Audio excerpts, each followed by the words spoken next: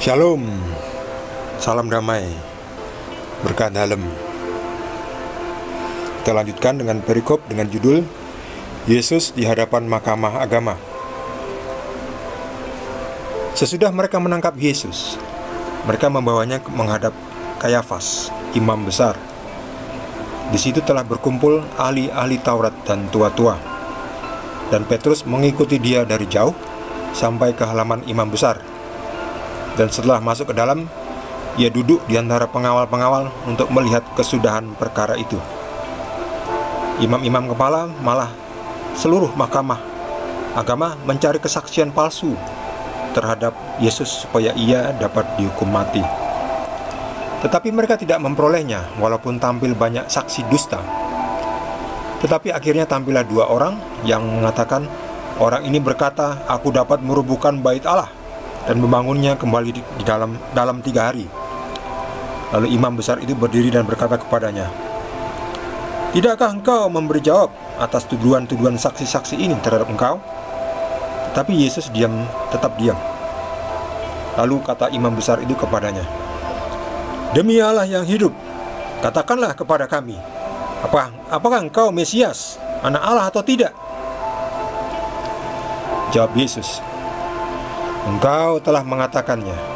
Akan tetapi aku berkata kepadamu, mulai sekarang kamu akan melihat Anak Manusia duduk di sebelah kanan Yang Maha Kuasa dan datang di atas awan-awan langit."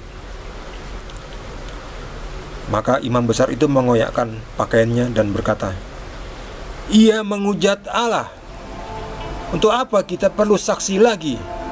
Sekarang telah kamu dengar hujatnya. Bagaimana pendapat kamu?"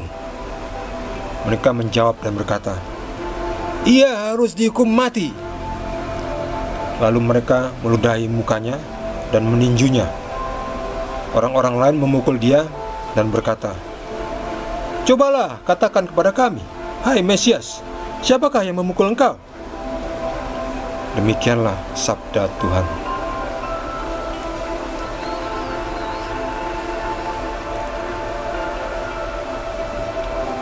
Ini orang-orang memang kurang ajar ya, mencobai Tuhan ya. Wah, kalau tahu bahwa yang ditinjunya itu adalah Tuhan, wah mereka akan ketakutan.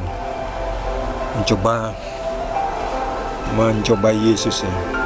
Udah meninju, lalu ditanya, siapa yang coba siapa yang menuju, ayo, siapa yang meninju? Mungkin waktu itu ya Yesus sudah sempoyongan kan, tidak bisa melihat, ditinju lagi. "Ayo, siapa yang mukul ini?" Benar-benar kurang ajar. Yesus diludahi dan dipukul, ditinju. Sementara Petrus ternyata takut tapi tetap mengikuti dia. Dia penasaran. Dia sempat masuk sebetulnya ke dalam halaman imam besar, tapi duduk seolah-olah dia hanya penonton. Dia dari luar, dia masuk, dia mengintip. Seperti Petrus duduk, masuk lalu duduk, ingin tahu apa yang terjadi. Sementara Yesus dihakimi sendirian tuh, gak ada pendukungnya, sendirian tuh. Pernah tidak kita merasa kita sendirian, tidak ada yang mendukung kita? Kita sudah capek-capek melayani mereka, tetapi kita ditinggalkan, tidak lagi didukung oleh pengikut-pengikut kita yang dahulu setia kepada kita, ternyata meninggalkan kita. Bagaimana rasanya Yesus? Di sini Yesus ditanyai dan dicoba dituduhkan dengan tuduhan palsu. Tampil banyak saksi dusta, tapi ya tidak banyak yang bisa benar-benar membuktikan. Tidak ada yang membuktikan. Tidak bisa mencari saksi dusta ya. Tapi akhirnya ada, walaupun tampil banyak saksi dusta, tetapi tidak memperoleh saksi yang diinginkan. Tapi lalu ada dua orang tampil yang mengatakan Yesus akan merubuhkan bait Allah dan dibangun kembali dalam 3 hari. Ya mereka karena tidak mengerti, bahwa yang dimaksudkan itu adalah tubuhnya. Setelah mati, Yesus akan bangkit di hari ketiga. Lalu ya Yesus diam aja di sini karena Yesus sudah ini ya, sudah capek menjelaskan, sudah dijelaskan berkali-kali ya. Ya sudah, untuk apa kadang-kadang kita tidak harus menjelaskan kembali ya, sudah dijelaskan, tapi memang mereka dasarnya tidak mau mengerti ya, bukan tidak bisa mengerti tapi tidak mau mengerti. Ada kan itu sekarang dijelaskan mengapa Yesus adalah Tuhan, tetap ngeyel, tetap menolak. Ya sudah, kita stop, kita diam saja seperti Yesus, tidak perlu dijelaskan lagi. Itu bukan mereka tidak bisa mengerti, karena tidak mau mengerti dan menutup hatinya, sehingga Yesus tidak bisa memanggil mereka, menarik mereka kepada Bapa, tidak bisa. Atau Bapa tidak bisa menarik mereka kepada Yesus untuk menjadi pengikut Yesus. Ya sudah, nggak apa-apa, tinggalkan saja, diamkan saja. Tapi Yesus lalu ditanya lagi oleh imam besar, katakanlah, apakah engkau Mesias, anak Allah atau tidak? Nah, disinilah Yesus yang menjadi apa yang digunakan oleh imam-imam kepala untuk menghakimi Yesus, untuk memvonis Yesus. Karena Yesus mengatakan, engkau sudah mengatakannya. Ya. Lalu imam besar itu marah, ya. Dia marah dia. Nih, marah sekali orang ini. Ngamuk. Ia menghujat Allah. Untuk apa kita perlu saksi lagi? Ya. Jadi ketika Yesus mengatakan, kamu sudah mengatakannya lah bahwa aku adalah Mesias. Aku adalah Mesias, anak Allah. Dan Yesus mengatakan, mulai sekarang kamu akan melihat anak manusia duduk di sebelah kanan yang maha kuasa. Di sebelah kanan kan berarti selevel ya. Berarti Yesus selevel dengan Tuhan. Berarti Yesus adalah Tuhan itu sendiri.